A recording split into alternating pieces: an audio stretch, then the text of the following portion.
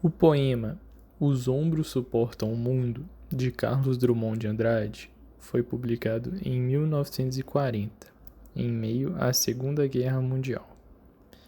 Carlos Drummond de Andrade era um homem politizado, com inclinações políticas à esquerda e que se mostrava atento e ligado aos diversos problemas da sociedade naquela época. A poesia trata-se de uma abordagem direta da vida, deixa de lado coisas como amor e religião e foca na dificuldade e sofrimento em que a sociedade está passando naquele momento. Abordagem necessária aos tempos urgentes de guerras e injustiças. Aqui na primeira estrofe nós temos: chega um tempo em que não se diz mais meu Deus, tempo de absoluta depuração.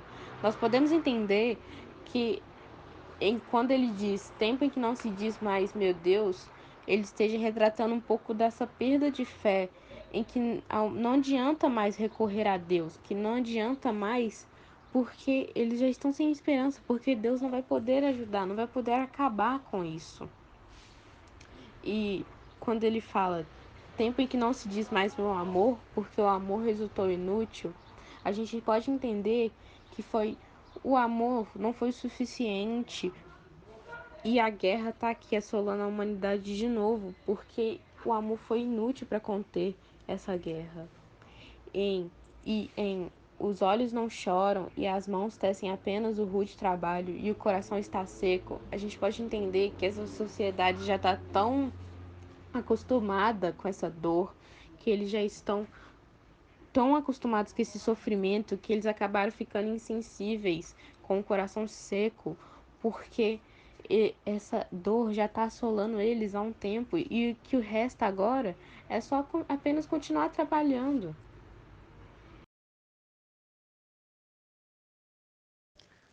Na segunda estrofe, a temática principal é a solidão do indivíduo.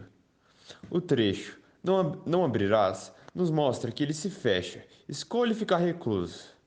Isso reflete na solidão retratada no trecho Ficaste sozinho, como também na obscuridão que sua vida se tornou com A luz apagou-se.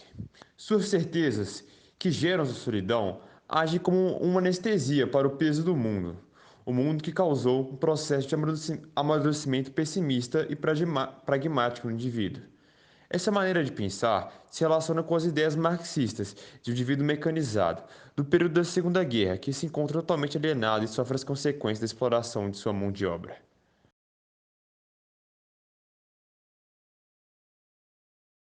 Nessa terceira estrofe, logo no primeiro verso, o eu lírico ele traz uma neutralização do tempo, né? Logo a velhice, um momento marcado pela experiência, né? De que adianta isso, né? Já pouco importa. Vale lembrar que essa neutralização do tempo evidencia esse bloqueio por parte do indivíduo pelo sentimento. Logo em seguida, ele coloca assim: teus ombros suportam o mundo. Aqui a gente tem uma figura de linguagem, metonímia, parte pelo todo. E também a gente tem uma intertextualidade com o Titã Atlas, que também foi condenado a suportar o mundo em suas costas. Posteriormente, o eu lírico percebe que a vida continua, que apesar da guerra, da fome, a vida prossegue, já que nem todo mundo se libertou desse aprisionamento.